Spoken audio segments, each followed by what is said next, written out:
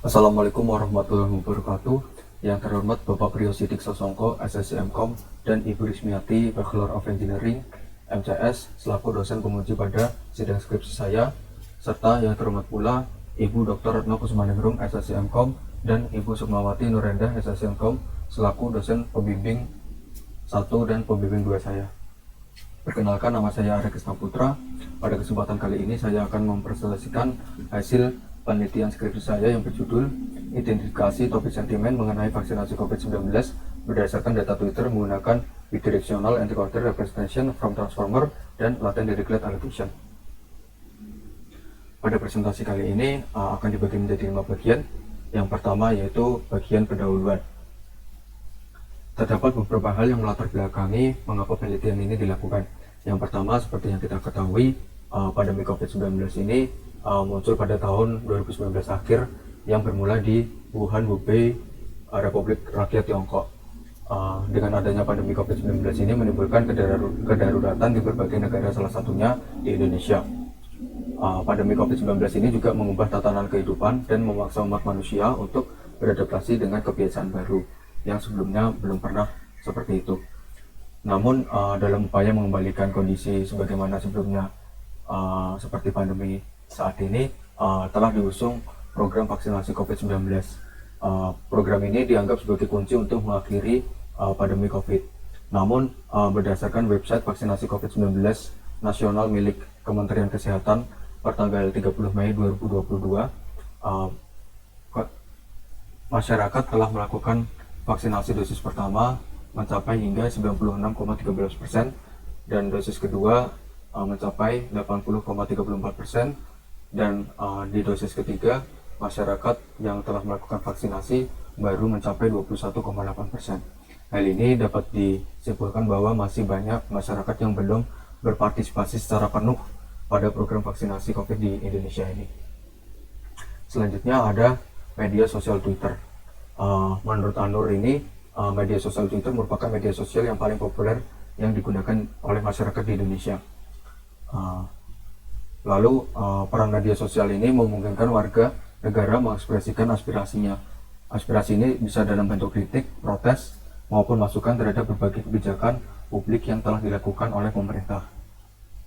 Lalu opini masyarakat mengenai vaksinasi COVID-19 pada media sosial Twitter bisa menjadi hal yang berbahaya karena informasi yang disampaikan bisa tidak benar, sehingga dapat mempengaruhi serapan informasi yang diterima dan mempengaruhi angka partisipasi masyarakat pada program vaksinasi COVID di Indonesia. Selanjutnya, dari keberagaman dan banyaknya opini masyarakat ini berpotensi sebagai data untuk membantu pemerintah dan lembaga kesehatan dalam menentukan strategi yang tepat untuk menangani COVID-19, khususnya pada program vaksinasi COVID. Lalu, pada proses analisis sentimen, di sini kita pada penelitian ini akan menggunakan metode Bidirectional Encoder Representation from Transformer atau BER. Berbagai penelitian analisis sentimen berbahasa Indonesia telah banyak dilakukan, seperti yang dilakukan oleh Habibie et al. Dan Hayati serta Alivi. Di sini mereka menggunakan metode classical machine learning seperti Gaussian Naive Bayes, Multinomial Naive Bayes, SVM, dan Random Forest. Tetapi terdapat beberapa permasalahan pada metode classical machine learning ini. Yang pertama yaitu proses ekstraksi fitur harus dilakukan dalam sebuah proses sendiri. Dan yang kedua, jika fitur yang digunakan dalam pembentukan suatu model machine learning ini tidak tepat, maka akan menghasilkan model yang kurang optimal. Jadi ketika fitur ini kurang ataupun terlalu banyak akan menghasilkan model yang kurang optimal.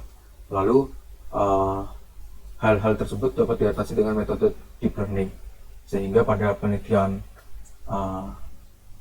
skripsi ini akan digunakan metode BERT. Mengapa BERT? Karena BERT ini dirancang untuk membaca input secara dua arah sekaligus, sehingga lebih memahami konteks. Kemampuan ini hadir berkat fitur pengenalan transformer yang dikenal sebagai bidirectionality. Dan yang kedua, transformer ini memberikan BERT peningkatan kapasitas untuk memahami konteks dan ambiguitas dalam bahasa. Selanjutnya, mengapa pada penelitian ini pada pemodelan topik menggunakan latent dirichlet allocation atau LDA? Karena berdasarkan penelitian yang dilakukan oleh Habibie juga, menyatakan bahwa LDA ini mampu menangani data berukuran besar dan dapat memperoleh hasil dengan cepat menggunakan teknik pengelompokan statistik. Sedangkan penelitian yang dilakukan Mifrah dengan membandingkan model LDA dan model NMF dalam melakukan pembandingan topik, disimpulkan bahwa model LDA ini lebih relevan dalam kasus korpus yang lebih besar dengan dokumen atau teks yang panjang. Selanjutnya ada tujuan penelitian. Yang pertama, untuk mengklasifikasi tweet pengguna ke dalam kelas positif, negatif, dan netral terkait vaksinasi COVID-19 di Indonesia berdasarkan data Twitter menggunakan BERT. Lalu yang kedua, mengetahui topik pembicaraan terkait vaksinasi COVID-19 di Indonesia berdasarkan data Twitter pada setiap sentimennya menggunakan latent declared allocation. Lalu terdapat pula manfaat pada penelitian ini. Yang pertama, bagi pemerintah dan lembaga kesehatan, di sini manfaatnya dapat mengetahui tanggapan serta topik pembicaraan publik terkait vaksinasi COVID-19 berdasarkan data Twitter, sehingga dapat dijadikan kritik dan saran untuk menentukan strategi yang tepat dalam menangani COVID-19, khususnya pada program vaksinasi COVID-19 di Indonesia ini. Lalu yang kedua, bagi peneliti dapat mendapatkan pengetahuan, pembelajaran, dan pengalaman dalam mengaplikasikan teori-teori yang telah dipelajari selama menimba ilmu di perguruan tinggi, khususnya di bidang teknologi. Lalu untuk ruang lingkup penelitian di sini terdapat dua. Yang pertama yaitu dataset merupakan data Twitter berbahasa Indonesia yang merujuk mengenai vaksinasi COVID-19. Lalu yang kedua, dataset yang digunakan untuk membangun model klasifikasi untuk analisis sentimen yaitu berjumlah 6.000 data yang diambil dari bulan September 2021 hingga Februari 2022, di mana dataset ini akan diberi label secara manual oleh peneliti. Bagian kedua, landasan teori. Yang pertama yaitu coronavirus disease. Di sini sama seperti yang saya jelaskan pada latar belakang tadi. Selanjutnya ada pra-pemrosesan data tekstual. Proses ini dilakukan untuk mempersiapkan data dengan mengubah format data yang sebelumnya mentah, tidak struktur, dan yang memiliki format asli menjadi data yang lebih terstruktur, sehingga dapat digunakan pada proses selanjutnya. Di sini dapat dilihat beberapa tahap pada pemrosesan data, pra-pemrosesan data, yaitu ada scaffolding, data cleaning, normalization, tokenization, stop removal, dan stemming. Lalu analisis sentimen menggunakan BERT. Analisis sentimen sendiri merupakan metode yang mengelompokkan polaritas teks yang ada dalam kalimat atau dokumen untuk mengetahui pendapat yang dikemukakan ini pada kalimat atau dokumen tersebut apakah bersifat positif, negatif, ataupun netral. Lalu ada arsitektur transformer. Transformer ini merupakan model transduksi pertama yang mengandalkan sepenuhnya pada self-tension untuk menghitung representasi input dan outputnya. Keseluruhan arsitektur transformer ini menggunakan tumpukan self-tension dan position-wise feed-forward. Dapat dilihat pada gambar, transformer ini terdiri dari encoder dan decoder. Encoder bisa dilihat pada bagian kiri, sedangkan decoder di sini dapat dilihat di bagian kanan. Di encoder sendiri, setiap layer itu memiliki dua sublayer. Yang pertama yaitu mekanisme multi-head attention, dan yang kedua adalah position wise feed forward. Sedangkan untuk decoder sendiri, dia menyisipkan sublayer ketiga yang melakukan multi-head attention pada output yang dilakukan oleh hasil dari tumpukan encoder. Selanjutnya mengenai arsitektur model BERT sendiri, ini merupakan multi-layer bidirectional transformer seperti yang dilakukan pada implementasi asli transformer, tetapi pada BERT ini hanya menggunakan tumpukan encoder saja. BERT sendiri memiliki dua model standar yang telah dilatih sebelumnya, yaitu BERT base dan BERT large, dan dapat dilihat pada tabel berikut ini. Selanjutnya pemodelan topik menggunakan LDA. Pemodelan topik sendiri merupakan teknik statistik dan komutasi untuk menemukan sekumpulan topik dan membedakan informasi tentang isi korpus besar dokumen tanpa membaca atau membubuhi keterangan teks asli. Lalu mengenai latent declared allocation atau LDA. LDA sendiri merupakan model probabilistik generatif dari kumpulan tulisan yang disebut korpus. Ide dasar yang diusulkan metode LDA ini adalah setiap dokumen direpresentasikan sebagai campuran acak atas topik yang tersembunyi, yang mana setiap topik ini memiliki karakter yang ditentukan berdasarkan distribusi kata-kata yang terdapat di dalamnya. Selanjutnya nantinya pada proses pembuatan topik menggunakan LDA ini akan dilakukan proses N-gram.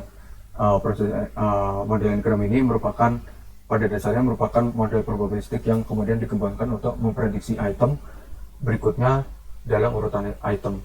Metode N-gram ini digunakan untuk mengambil potongan kata sejumlah N dari sebuah rangkaian kata secara kontinuitas dari teks sumber hingga akhir.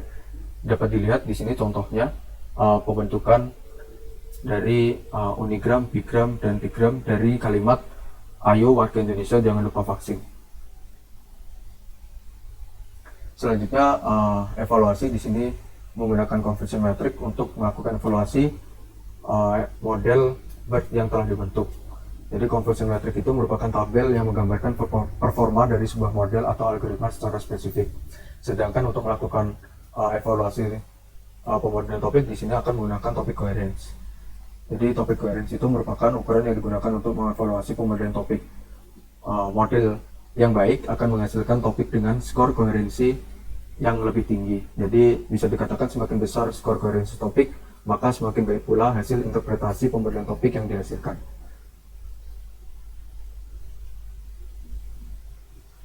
Bagian ketiga, metodologi penelitian.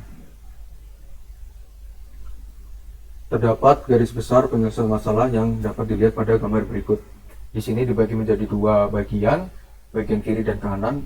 Jadi untuk penelitian skripsi yang saya lakukan di sini akan dimulai dari melakukan pengumpulan data, lalu labelisasi dataset.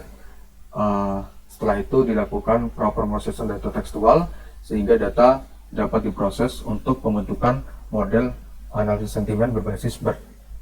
Dalam pembentukan model ini nantinya akan melakukan pembagian data, yaitu data latih dan data validasi dan data uji. Setelah itu dilakukan pelatihan model dan melakukan pengujian serta evaluasi sehingga didapatkan model terbaik yang nantinya berfungsi untuk melakukan prediksi sentimen. Lalu yang bagian kanan ini dimulai dengan pengambilan data Twitter secara langsung ataupun dapat mengupload dalam bentuk file berekstensi CSV. Dari data tersebut akan dilakukan juga proses data, dan data yang telah terstruktur itu akan diprediksi sentimennya menggunakan model BERT yang telah dibentuk sebelumnya. Dari model BERT yang terbentuk sebelumnya ini nantinya akan menghasilkan prediksi sentimen positif, negatif, netral, dan negatif, dan setiap sentimennya ini akan dilakukan pemodelan topik menggunakan LDA, dan pada akhirnya akan divisualisasikan menggunakan word cloud. Jadi tahap pertama yaitu pengumpulan data. Seperti yang saya sampaikan sebelumnya, data yang digunakan untuk pembentukan model analisis sentimen berbasis seperti ini sebanyak 6.000 data yang dikumpulkan dari September 2021 hingga Februari 2022. Data yang dikumpulkan ini berkaitan dengan vaksinasi COVID-19. Lalu dalam pengumpulan data ini digunakan library SNCrypt, dan data yang telah didapatkan nantinya disimpan dalam bentuk CSV. Selanjutnya proses kedua yaitu labelisasi dataset. Labelisasi ini dilakukan untuk menentukan komentar ke dalam 3 kategori, yaitu positif, netral, dan negatif. Dapat dilihat pada tabel di sebelah kiri ini, label untuk sentimen positif ini akan diberi label 2, sentimen netral akan diberi label 1, dan sentimen negatif ini akan diberi label 0. Pelabelan dalam penelitian ini dalam membentuk model analisis sentimen berbasis seperti ini dilakukan secara manual oleh peneliti tanpa anotator lainnya. Dan berikut merupakan contoh proses pelabelan dataset. Selanjutnya processing data tekstual seperti yang tadi telah dijelaskan pada landasan teori. Di sini dari kata-kata sebelah kiri, sebagai contoh, setelah melewati tahap processing data menghasilkan kalimat yang ada di sebelah kanan. Selanjutnya pembagian data di sini akan dilakukan menjadi 2 ukuran nantinya, yaitu data latih sebanyak 70%, data uji 30%, dan data validasi 10% dari data latih. Dan ukuran kedua yaitu data latih sebesar 80%, data uji 20%, dan data validasinya 10% dari data latih. Lalu dalam pembentukan model analisis sentimen berbasis seperti ini dilakukan pelatihan model. Yang pertama di sini input BERT. Sebelum BERT dapat dilatih ini, dataset yang digunakan harus disesuaikan dengan representasi input yang dapat diterima oleh BERT. Jadi panjang urutan maksimum dari kalimat input model BERT itu maksimal adalah 512 token. Tapi pada penelitian ini panjang maksimum input itu ditentukan dengan melihat token input terpanjang yang telah melewati tahap preprosesan data tekstual. Dan di sini dapat dilihat pada gambar di samping merupakan tahap perubahan input sehingga dapat diterima oleh BERT. Lalu ada selanjutnya yaitu pre-train BERT. Jadi untuk model pre-train yang digunakan adalah bernama IndoBERT Tweet. Jadi model pre-train itu merupakan model yang telah dilatih menggunakan dataset yang sangat besar dengan tujuan menghasilkan model yang mampu memahami model bahasa yang akan dilatih.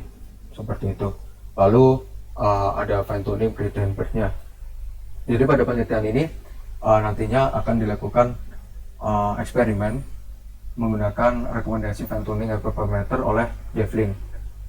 Dilakukan menggunakan batch size sebesar 16 atau 32, lalu learning rate ini 5E min 5, 3E 5, dan 2E 5. Ini menunjukkan maksud dari 5E strip 5 yaitu 5 dikali 10 pangkat min 5 dan epoch sebesar 2, 3, dan 4. Tetapi pada penelitian ini batch size akan digunakan sebesar 16 karena pada penelitian Rohmawati dalam menganalisa pengaruh batch size pada proses klasifikasi menggunakan deep learning itu menyatakan bahwa ukuran batch size yang besar akan mempercepat proses komputasi. Tetapi hasil dari proses pelatihan atau pembelajaran itu menjadi kurang optimal. Oleh karena itu pada penelitian ini akan dilakukan eksperimen batch size-nya menggunakan nilai sebesar 16. Selanjutnya dalam pembentukan model analisis sentimen ini ada pengujian model. Pengujian model ini berfungsi untuk mengklasifikasikan data uji menggunakan model yang telah dibentuk dari pelatihan. Jadi tahap pengujian ini menghasilkan nilai klasifikasi untuk masing-masing data uji, yaitu sentimen negatif, netral, dan positif. Dan nilai ini nantinya akan diteruskan ke tahap evaluasi menggunakan conversion metric untuk dibandingkan dengan hasil klasifikasi aktualnya. Selanjutnya di sini ada evaluasi conversion metric dapat dilihat. Selanjutnya dalam pemodelan topik menggunakan latent direct allocation atau LDA. Tahap pertama yaitu pembentukan bigram dan digram. Model bigram dan digram ini berfungsi untuk mengidentifikasi frasa dalam data input. Tujuannya pembentukan bigram dan digram ini dalam penelitian untuk meminimalisir pemenggalan kata dengan tujuan menghindari kehilangan konteks atau makna dari topik yang dihasilkan. Lalu ada pembentukan dictionary dan korpus. Dictionary ini merupakan format data yang mengandung himpunan kata unik dengan nomor indeks masing-masing untuk memudahkan pengambilan kata yang disertakan dalam model LDA. Dan korpus sendiri adalah format data yang berupa bentuk term matrix back of word reference yang digunakan untuk pembentukan model LDA. Selanjutnya pembentukan model LDA. Dari pembentukan model LDA ini pada penelitian ini digunakan modul LDA model dari library Genshin. Lalu dalam pembentukan model topik menggunakan LDA ini seperti yang dijelaskan sebelumnya, evaluasi menggunakan topik coherence. Pada penelitian ini digunakan modul coherence model dari library Genshin juga. Jadi nilai nantinya setiap sentimen yang data yang telah terklasifikasi sentimennya dilakukan pemodelan topik, dan setiap sentimen tersebut nantinya nilai topik coherence yang paling tinggi itu akan diambil karena menunjukkan bahwa semakin baik pula hasil interpretasi pemodelan topik yang dihasilkan. Lalu yang terakhir dari model LDA yang telah didapatkan, nantinya topik-topiknya itu akan divisualisasikan menggunakan word cloud di mana ini berfungsi untuk menentukan nama atau deskripsi pada setiap topik yang terbentuk seperti itu. Dan penentuan deskripsi ini akan dilakukan secara manual oleh peneliti. Bagian 4, hasil dan pembahasan. Untuk lingkungan implementasi dapat dilihat pada slide ini. Selanjutnya, dalam pembentukan model analisis sentimen berbasis BERT, skenario pengujiannya bisa dilihat pada tabel berikut. Jadi seperti yang telah dijelaskan tadi, pembagian data dibagi menjadi 2 ukuran, dan untuk batch size di sini menggunakan 16 dan epoch 2, 3, dan 4, serta learning rate-nya itu 2E5, 3E5, dan 5E5 sesuai rekomendasi yang disampaikan oleh Devlin. Lalu dalam pembentukan model analisis sentimen berbasis seperti ini dihasilkan hasil dan analisisnya dapat dilihat pada gambar berikut. Dari tabel bisa dilihat dari 18 pencobaan atau eksperimen ini di nomor 15 dengan pembagian data 80-20, batch size 16, learning rate 3E5, epoch 4 menghasilkan recall, precision, advanced score, dan akurasi yang paling tinggi yaitu sebesar 0,86. Dan pada sebelah kanan ini terdapat grafik perbandingan akurasi latih dan akurasi validasi model terbaik atau model yang pada nomor 15 ini. Dan di bawahnya ini merupakan hasil confusion metric dari pengujian model yang dihasilkan. Lalu selanjutnya dari model yang telah didapatkan, model terbaik yang telah didapatkan dalam pemodelan topik menggunakan LDA ini didapatkan data. Kita menggunakan data sebanyak 73.089 data Twitter terkait vaksinasi COVID yang dikumpulkan dari bulan Desember 2021 hingga Mei 2022, dan distribusi penyebarannya dapat dilihat pada tabel berikut.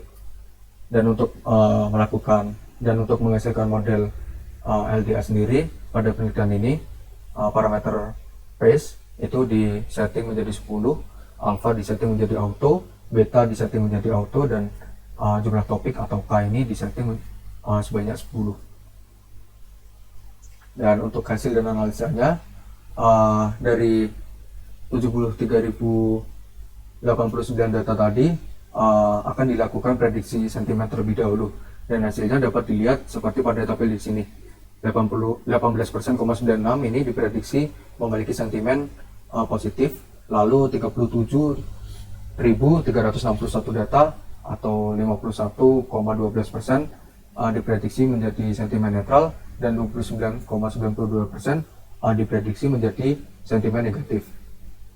Nah, dari hasil prediksi ini, setiap data yang diprediksi sentimennya akan dilakukan pemodelan topik menggunakan LDA. Berikut untuk hasil dari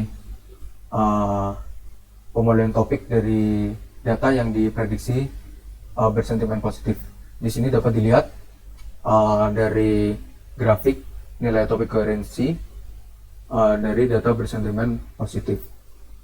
Jadi untuk dari nilai 10, dari nilai K yang diset menjadi 10 tadi, topik koherensi ini tertinggi terletak pada topik berjumlah sebanyak 5, di mana ini nilai topik koherensinya yaitu 0,4232. Lalu di bawahnya ini ada distribusi topik data bersentimen positif pada bulan Desember 2021 hingga Mei 2022. Di sini yang paling banyak dibicarakan yaitu topik 5, yaitu mengenai ajakan vaksin booster. Dan ini merupakan word cloud dari topik yang terbentuk. Dan untuk deskripsinya ini dilakukan secara manual oleh penelitian. Jadi untuk topik pertama pada data yang diprediksi sentimen positif ini, topik pertama itu mengenai program vaksin terhadap anak.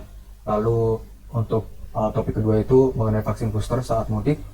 Lalu ketiga mengenai kaitan hepatitis dengan vaksin COVID.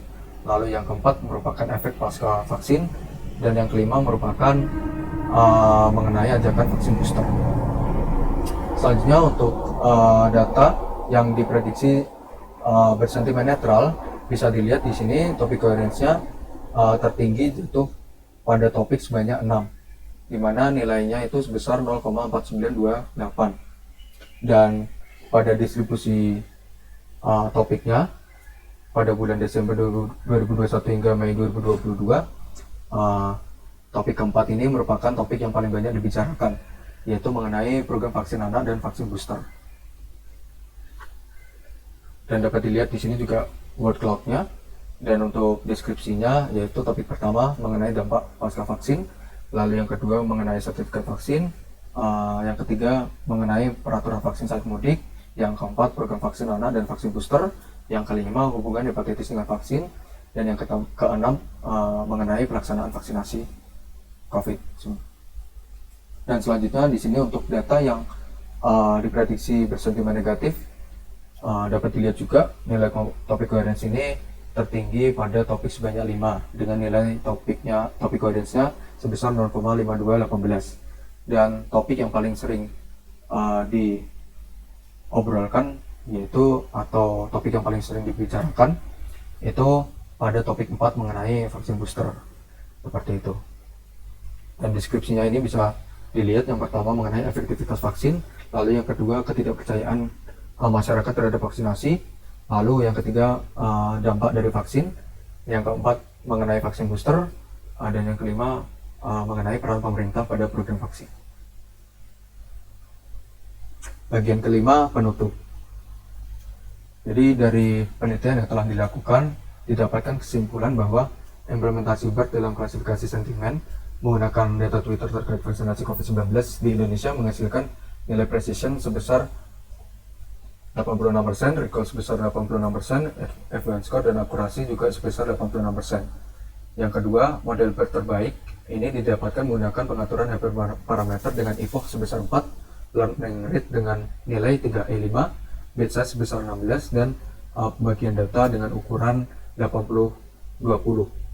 Yang ketiga, hasil prediksi sentimen dari 73.089 data Twitter terkait vaksinasi COVID-19 di Indonesia dari Desember 2021 hingga Mei 2022, yaitu 18,96% diprediksi bersentimen positif, 51,12% diprediksi bersentimen netral, dan 29,92% diprediksi bersentimen negatif.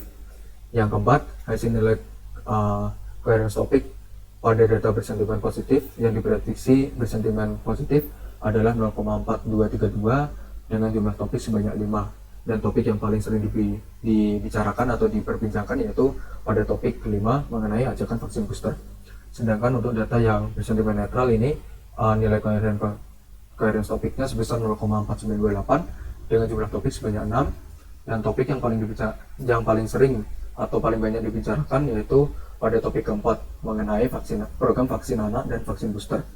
Dan yang keenam yaitu data yang diprediksi bersentimen negatif memiliki coherence topik sebesar 0,5218 dengan jumlah topik sebanyak 5, dan topik yang paling sering diperbincangkan yaitu pada topik keempat mengenai vaksin booster.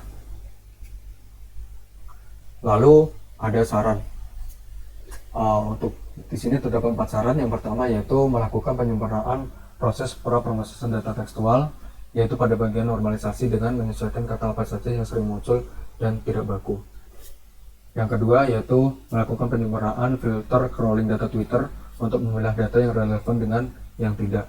Selanjutnya yang ketiga yaitu melakukan pengujian menggunakan model pre-train BERT yang lainnya. Dan yang terakhir yaitu melakukan hyperparameter tuning untuk model LDA pada proses pemodelan topik untuk menghasilkan model yang lebih baik. Selanjutnya di sini ada bagian demo program. Untuk demo program di sini merupakan tampilan yang telah dibuat menggunakan framework Flash. Jadi untuk tampilannya itu hanya berupa satu halaman saja. Ada beberapa menu. Yang pertama yaitu menu untuk mencari data Twitter ataupun mengupload data menggunakan CSV.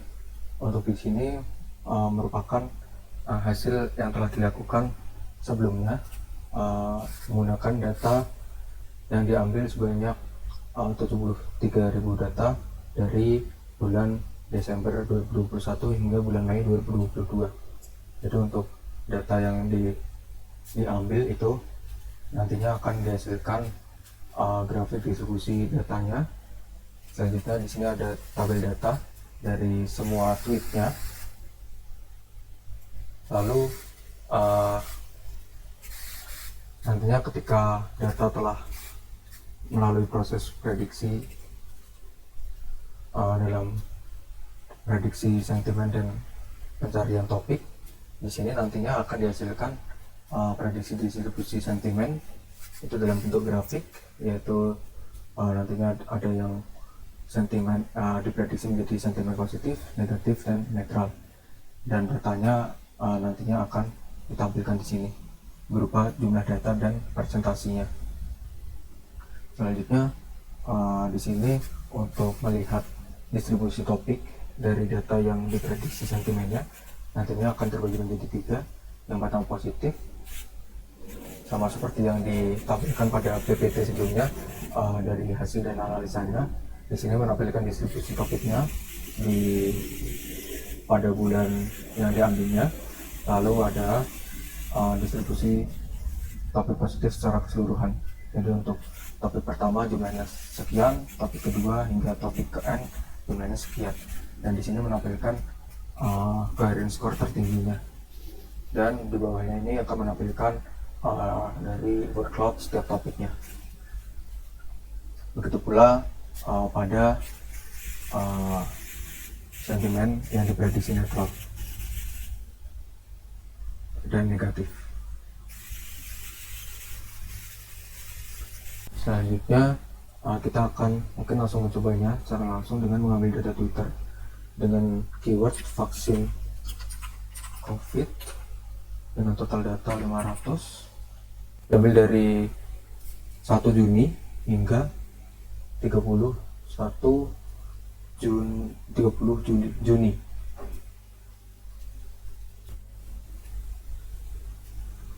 Ya, dari pengambilan data yang tadi dengan keyword vaksin COVID dengan total data 500 dari tanggal 1 Juni hingga 30 Juni didapatkan data seperti ini, dan data yang didapatkan itu hanya sebanyak 456, dan nanti akan dibuatkan grafik distribusi tweetnya.